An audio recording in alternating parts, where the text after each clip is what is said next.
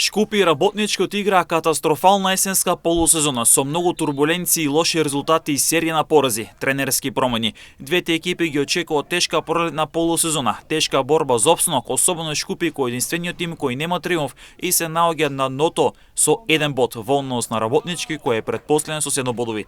Тренерите на двете екипи се надеваат на подобри резултати во пролетниот дел и најавуваат борба за опстанок, што ќе биде исклучително тешко бидејќи и двете екипи бодовно заоснуваат сериозно во зоната за директен опстанок, па можеби сламка за спас ќе биде баражот.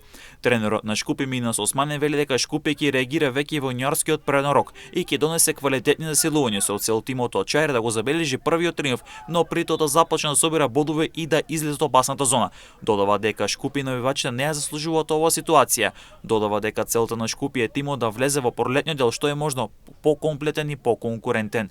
Работнички минатата сезона се бореше за титула и излез во Европа. Остана без титула, а во квалификациите на конференцијската лига на УЕФА не се прослави и веќе во првото коло беше елиминиран. Со неколку тренерски промени тимот не забележа сјајна есен.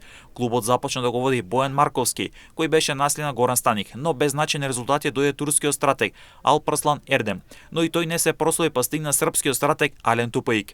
Српскиот стратег потенцираше дека наследил екипа со многу проблеми како на играчки така и на резултатски план. Вели дека секој не се задоволен од постигнатото, но тоа е кус период во кој тој го водеше Работнички.